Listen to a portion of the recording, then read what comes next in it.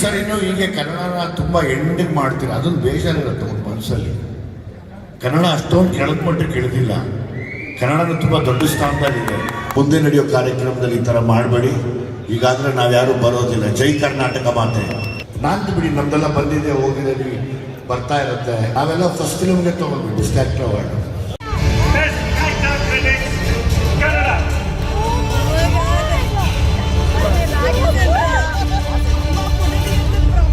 Don't forget, you promised in 6 months I'm going to muscles like you.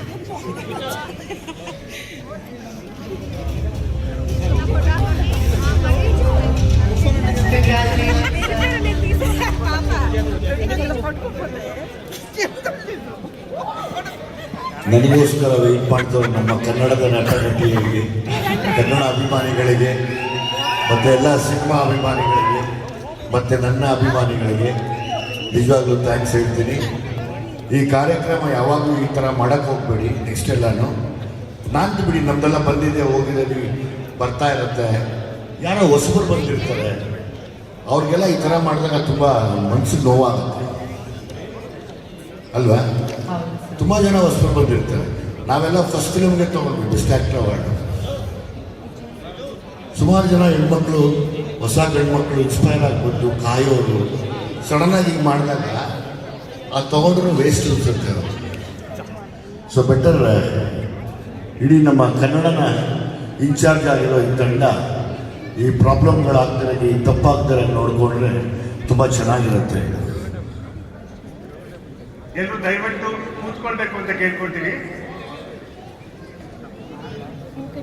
ಎಲ್ಲರೂ please.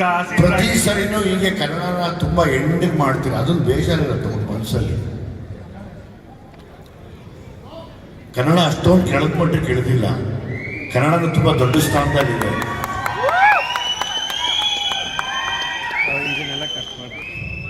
So ಹಂಗಾಗಿ ಕನ್ನಡಕ್ಕೆ ತುಂಬ ದೊಡ್ಡ ಗೌರವ ಕೊಡಲಿ ಅಂತೇಳಿ ಈ ಅವಾರ್ಡ್ನ ನನ್ನ ಎಲ್ಲ ಅಭಿಮಾನಿಗಳಿಗೆ ಅರ್ಪಿಸ್ತೀನಿ. Thank you very much. Vijay sir, best actor critics ಖಂಡಿತವಾಗ್ಲೂ ಬಹಳ ಒಂದು ದೊಡ್ಡ ಅವಾರ್ಡ್. ನೀವು ಭೀಮಾ ಅನ್ನೋ ಒಂದು ಸಿನಿಮಾ ಮಾಡಿದ್ರು ಕೂಡ ನಿರ್ದೇಶನದ ವಿಷಯದಲ್ಲಿ ನೀವು ಒಂಥರ ಏಕಲವ್ಯ ಇದ್ದ ಹಾಗೆ ಸಾಕಷ್ಟು ಜನರಿಗೆ ಇನ್ಸ್ಪೈರ್ ಮಾಡಿದಿರಾ. 5-10 ವರ್ಷ ಇಂಡಸ್ಟ್ರಿನಲ್ಲಿ ಉಳಿಯೋದೇ ಬಹಳ ಕಷ್ಟದ ಕೆಲಸ. ಅಂಥದ್ರಲ್ಲಿ ನೀವು 25 ವರ್ಷ ಮಿಕ್ಸ್ತಾ ಇದ್ದೀರಾ. ಇವಾಗ ಡೈರೆಕ್ಟರ್ ಆಗಿ ಒಂದು ಹೊಸ ಚಾಪ್ಟರ್ನ ಶುರು ಮಾಡಿದ್ದೀರಾ. ನಿಮ್ಮ ಜೀವನ ಇವಾಗ ಮೆಲುಕು ಹಾಕಿದ್ರೆ ಏನ್ ನೆನಪಾಗುತ್ತೆ ಸರ್? ಏನ್ ಮನ್ಸಿಗೆ ಬರುತ್ತೆ? ನಾವು ಡೈರೆಕ್ಟ್ ಆಗೋಕ್ಕಿಂತ ಮುಂಚೆ ಆಕ್ಟಿಂಗ್ ಮಾಡಬೇಕಾದ್ರೆ ಬರೀ ಆಕ್ಟಿಂಗ್ ಮಾಡಿದ್ವಿ, ಆಮೇಲೆ ಉಪ್ಪಿ ಸಾರ್ನ ಕಾಪಿ ಮಾಡಿಬಿಟ್ವಿ ಅಷ್ಟೇ. ಸೊ ಹಾಗಾಗಿ ಉಪ್ಪಿ ಸರ್ ನಮ್ಗೆ ಇನ್ಸ್ಪಿರೇಷನ್ ಡೈರೆಕ್ಷನ್ಗೆ. ಸೊ ಹಾಗಾಗಿ ಈಗ ಡೈರೆಕ್ಷನ್ ಏನು ಮಾಡ್ತಿದ್ದೀನಿ, ಸೊ ನಮಗೆ ಗುರುಗಳು ಎಲ್ಲ ಅವರೇನೆ. ಸೊ ಹಾಗಾಗಿ ಅವ್ರನ್ನ ತುಂಬ ಇಷ್ಟಪಡ್ತೀವಿ, ಅವ್ರನ್ನ ಫಾಲೋ ಮಾಡ್ತೀವಿ. ಹಂಗಾಗಿ ಗೊತ್ತಿಲ್ಲ ನನ್ನ ಕೊನೆಯವರೆಗೂ ಒಂದೇ ಹಾರ್ಡ್ ವರ್ಕ್ ಮಾಡೋದಷ್ಟೇ ಗೊತ್ತಿರೋದು. ಅದು ಮಾಡ್ತಿದ್ರೆ ದೇವರೆಲ್ಲ ಒಂದು ಕಡೆ 100% ಎಲ್ಲರನ್ನೂ ಗೆಲ್ಲಿಸ್ತಾರೆ. ಮುಂದೆ ನಡೆಯೋ ಕಾರ್ಯಕ್ರಮದಲ್ಲಿ ಈ ಥರ ಮಾಡಬೇಡಿ, ಈಗಾದರೆ ನಾವ್ಯಾರೂ ಬರೋದಿಲ್ಲ. ಜೈ ಕರ್ನಾಟಕ ಮಾತೆ. ಬಹಳ ಧನ್ಯವಾದಗಳು ಸರ್.